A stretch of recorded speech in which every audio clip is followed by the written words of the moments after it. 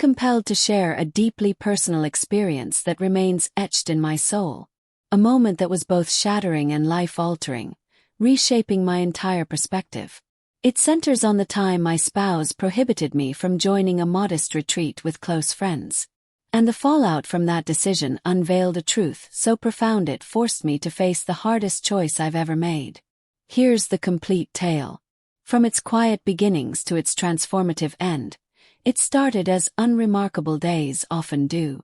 My cherished friends, bonded through our college years, had spent months planning a weekend escape.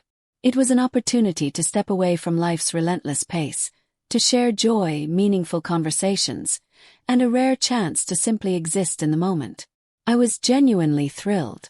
The weight of work, home responsibilities, and family demands had been suffocating, and this getaway offered a vital pause to restore my spirit and reconnect with those who truly understood me.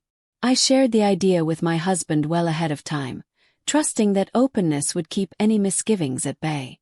At first, he seemed unfazed, even slightly supportive.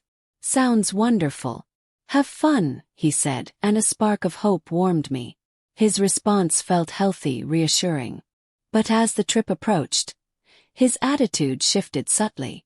Questions began to surface, numerous and pointed. Who would be there? Where exactly were we staying? What were our plans? His tone lost its warmth, tinged instead with suspicion, as though he were hunting for a reason to fuel his discomfort.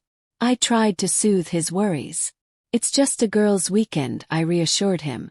"We'll unwind, maybe pamper ourselves at a spa, share a meal, watch a movie, nothing extravagant."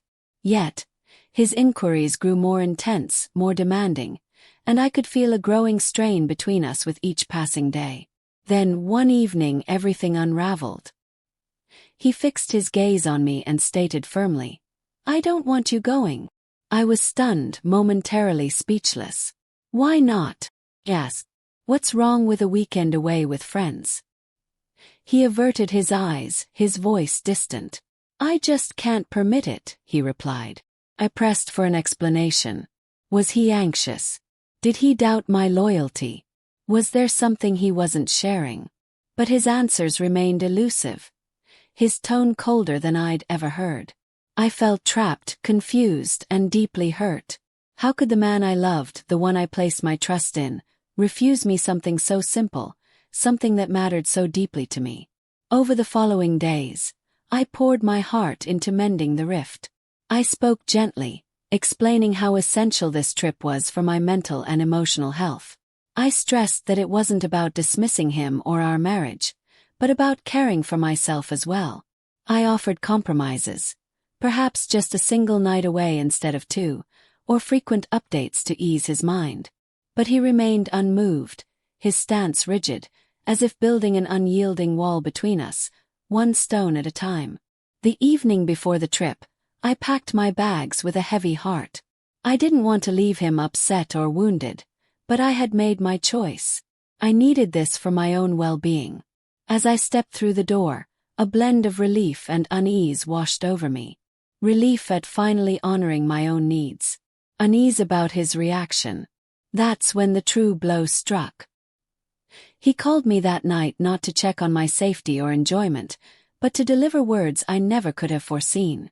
"If you go on this trip," he said, "I'm done with our marriage." My heart plummeted. I stared at my phone, frozen. How could a simple weekend with friends escalate to him threatening to end our life together? I asked if he was serious, begged him to reconsider, to discuss it, to think of everything we'd created together. But his voice was unyielding, icy. "You've betrayed my trust," he said. "You chose your friends over me. It's over." That night, I cried as I never had before.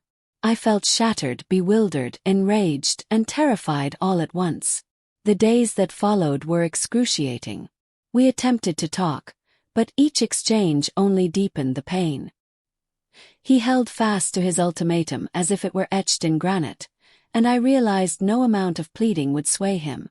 My world seemed to crumble. Yet, as the initial shock subsided, something shifted within me. A clarity began to form. I saw that this wasn't merely about a weekend away. It was about control, trust, and mutual respect, or their absence. I came to understand that I deserved a partner who encouraged me, who championed my growth, who trusted me even when I was away with friends. In that understanding, I discovered the beginnings of a new chapter. I turned my energy toward healing, toward rediscovering who I was beyond the boundaries of that marriage.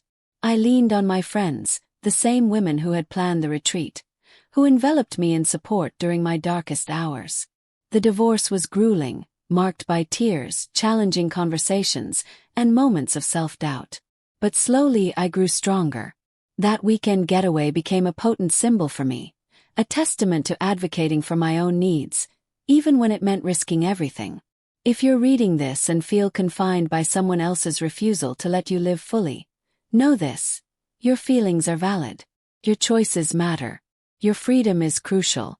Sometimes the most painful struggles pave the way for the most essential liberation, the freedom to embrace your truest self. Thank you for taking the time to read my journey. If you face something similar, I'd be honored to hear your thoughts or experiences. Let's support one another. And if stories like this resonate with you, keep an eye out for more, because sometimes another person's truth can ignite the courage to carve your own path.